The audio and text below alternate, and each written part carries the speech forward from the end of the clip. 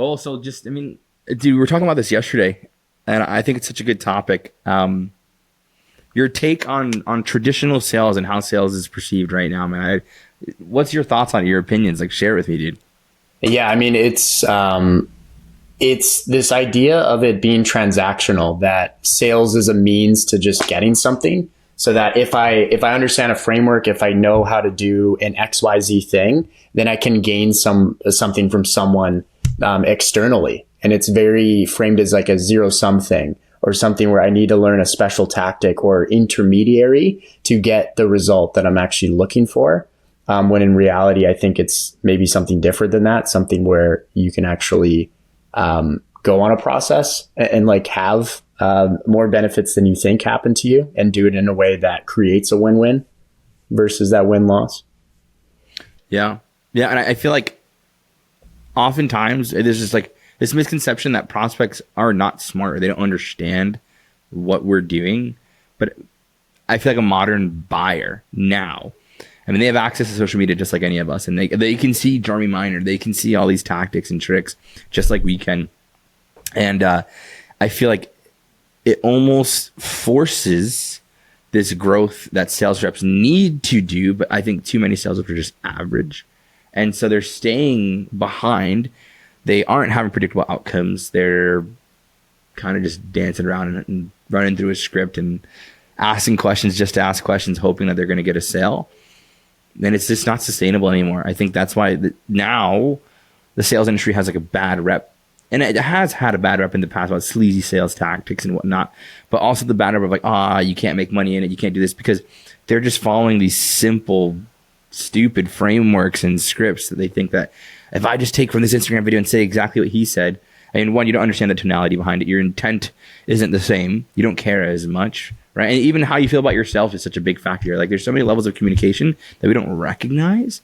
But people wouldn't even consider this, which is the wild thing. They don't even, like, you're a communicator for a living. You're a sales professional. That's what you are, literally a communicator for a living. And they suck at communication. It really doesn't make any sense anymore. Well, and to your point too, with the information, like as the information becomes more widespread of people knowing that, getting to like the essence of it is even more important. Like you can't like just have the surface level stuff anymore. You have to have it in a way that it connects. And I don't think that has to be an alarming thing. It could be something where like you can actually start to have real conversations that actually like move people, because they're going to be looking for that higher level. Like when an industry is kind of just starting out, it's very like it was with sales or whatever, where it's just like, you know, you have those insider secrets and it's very transactional and you're using it as a means to an end. But as information is more like universalized, people know the tactics, they get more sophisticated. The customer is going to be more craving that higher level experience where like you can actually connect, because if it's just going to be transactional, then I'll just buy it online or I'll just buy it from like a robot. They're going to be wanting that experience where like I can like feel something where it's like I feel that connection with that person, and then it rises me to a different level. Yeah. Yeah. And it's so funny. I think, and I'm sure you can relate to this. I mean, at sales.io, I mean, how many times on coaching calls, I don't know if you get this all the time, but I get it all the time. Like, do you really think AI is going to take over our jobs and all these things? And don't get me wrong. I mean, I've seen calls where I think an AI could possibly have done better, because there's times where guys are literally just not even trying to listen. They are just like, yeah, it makes sense. And they said something that makes zero sense. Continue on to the next question. Didn't even hear what they said. And then like hope they're going to get a sale. It just makes no sense. So like personally, and I mean, not that I want to turn this conversation to like AI takeover, but I don't think AI has an opportunity to do that in the next, not maybe 2 to 5 years from now. It's definitely progressing fast. Maybe like a DM setter could do a decent job.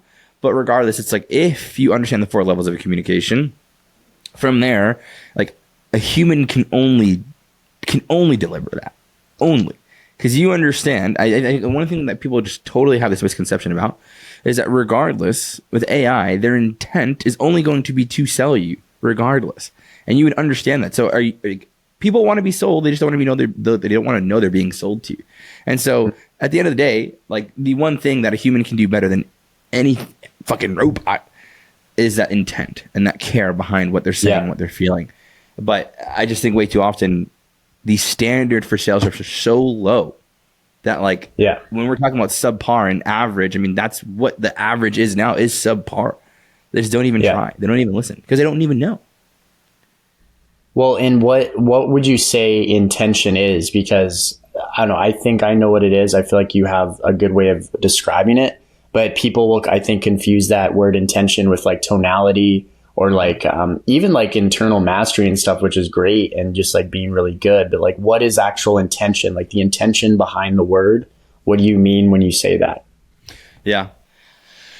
Intention is, am I here just to take your money, or am I here to genuinely help you? And you can feel that. Non-verbally, you can feel that. Just like a woman can feel a man's intention on what they want from a relationship or from a conversation almost immediately. It's the same way prospects can hop on these calls and be like, all right, this guy's just like every other fucking sales I've ever spoken to. Yeah. And that's why when I'm like I'll get questions like, oh, well, how can I fight back? You know, someone who's saying like, just tell me the price, and oh, you're just like everybody. I'm like, dude, like you fucked up in the first 30 seconds. Like that's how bad you are. Like you literally fucked up in the first 30 seconds that they felt like you were like every other sales rep. Your intention wasn't clear, or the environment you created on that call felt a little abrasive or a little uncomfortable, or it felt like they put their guard up because they wanted to protect themselves. Like that's how bad some of these guys are. They don't even recognize it. They just look at the hype of like, oh, I work remotely and I can make millions of dollars. Like I'm telling you, there's such a gradual shift with the industry that's going to come. And if you do not keep up with it, you will be left behind. And that is certain. And I think that's one thing that we're doing here at Sales.io. And I mean, dude, Cole, I've known you since the Iman days, early Iman days when they had the freaking intern program. And we're talking about 2022, 2023. And just the progression from then till now and how that's changed. But I want to throw it over to you being our head coach here. Like how do you feel like we are flipping that script at Sales.io? Yeah, it really does start with that intention. So it's like, why are you doing this and who are you doing this for? So it's a higher level of calibration and frequency that you're like operating at.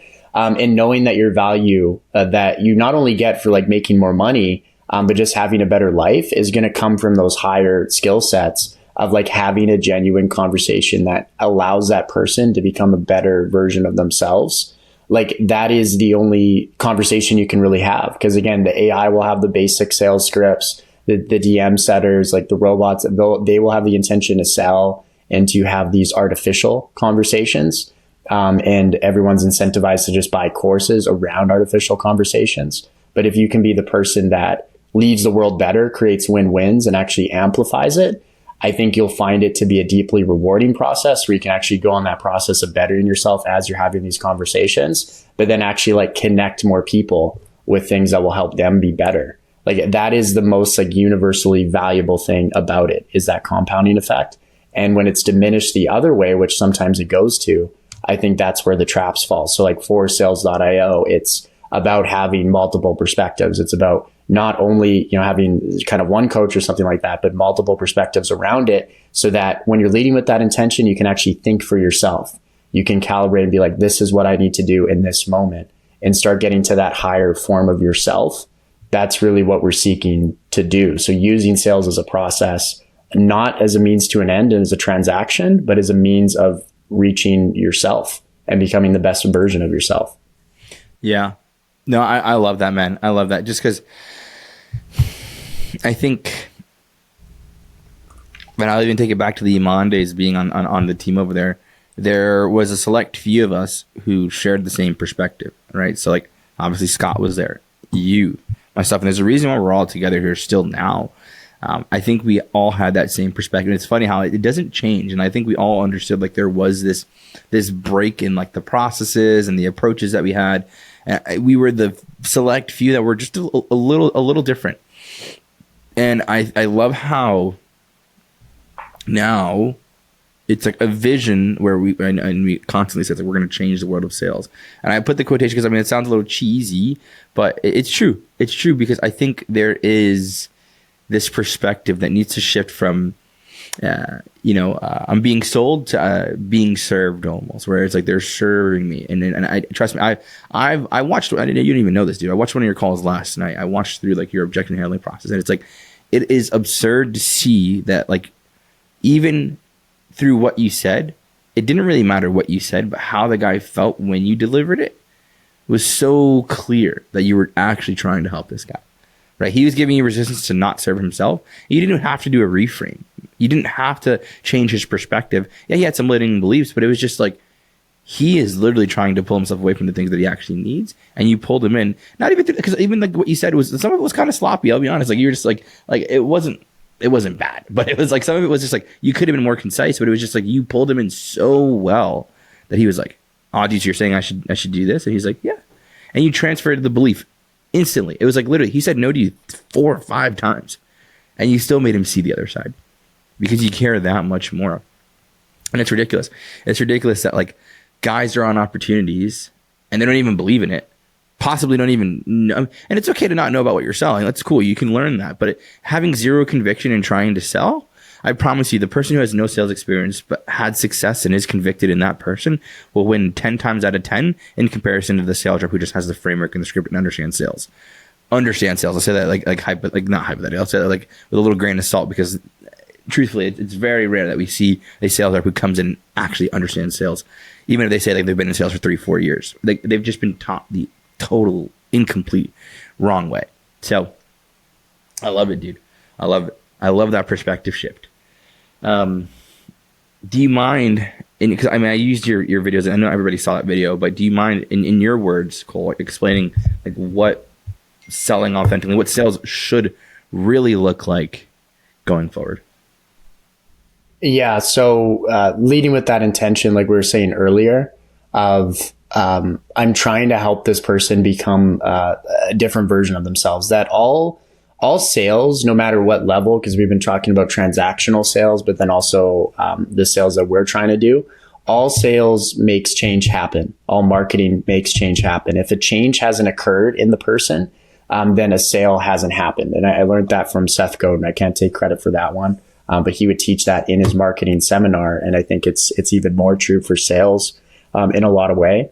And as sales gets more sophisticated, people were doing just the basic level changes of like, okay, I got the guy to give me a credit card, or I sold him a course, and then he's gone. And as the competition increases, going to that higher level. So how does that look at a rep level? It's demanding like a higher level of excellence for yourself, and like wanting to not just be okay with it, but like wanting to be great, not because it gets you more money or it gets you more status or it gets you more opportunities. It'll get you all those things, but it gets you higher virtue. It gets you actually living to your full potential and exercising the character traits that you can be proud of that actually compound over the long term, and like making the world a better place than you left it. Having each conversation do that. And I'll legitimately have people text me after conversations and be like, "I'm so happy I met you today. Like, you changed my life. You got me over this fear that I had, and it allowed me to become a better version of myself." So these conversations have that energy and potential to change you. I think it cut out a little bit there, but the energy of it has that potential to actually fundamentally change people that you come in contact with. No, that's massive. I think it's I also just sharing that with everybody, where it's like they're thanking you for taking their money. I think that's a very, very rare perspective. And a lot of people are just like, "Oh yeah, I got him to buy. I forced it. I was able to, finally get him to it's like all this like facade of helping people." But it's like everybody's very self-serving, and they want to serve their bank accounts and then serve the money they're making, which is a byproduct of helping people. But it shouldn't be the immediate focus you have when jumping into this. Like, imagine a world, and we don't have to imagine this is realistic, but imagine where you can start your month on May 1st and predict how much you can make based on your weekly schedule, based on your monthly schedule, based on what you did last year and the trends of what you're seeing. Imagine being able to predict how much you can make and knowing what levers to pull in order to make money the next month or this month or the next week. That's doable. That is possible. Imagine getting to the end of the call and not having to handle objections for 3 hours. And they're just like, "Oh, well, can I break it up into payments?" At the very worst, right? I mean, realistically, that is what true sales does look like. When you can communicate efficiently and influence people's decisions properly, that's what it looks like. At the most surface level, basic, fundamental level of sales, That is what sales is. It's communication and influence. Yeah. And you worded it perfectly too, to show that contrast again. It's another great example. But the old industrial kind of world or whatever is that you get a degree and you're just given a paycheck, and that is your paycheck. And then hopefully if you stay at the company long enough, like it goes up, everything like that. Like, and that's still the reality for a lot of people, is like, I'm just given a certain amount and hopefully it increases. That is the power of the sales, is you can look at your calendar and be like, how much do I want to earn this month? And be a creator of your income, to actually be an asset that can actually earn money. And then you get to choose how much you earn. So viewing yourself as your company, it's a completely different paradigm shift and mentality, versus like victim and kind of hopelessness of just like, okay, this is what I just get, versus actively creating your reality. It's just a different frequency. I love it. Cole, we'll make this a short one. I'll cut it out here. If anybody listening to this or watching this wants to actually learn how to sell properly and actually understand the skill of sales, which is arguably the most powerful skill in the world, go to school.com, look up sales.io. You can find us there. Go to sales.io on the interwebs.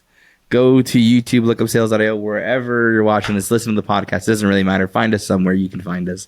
Hope you enjoyed, everybody. Take care. Bye-bye.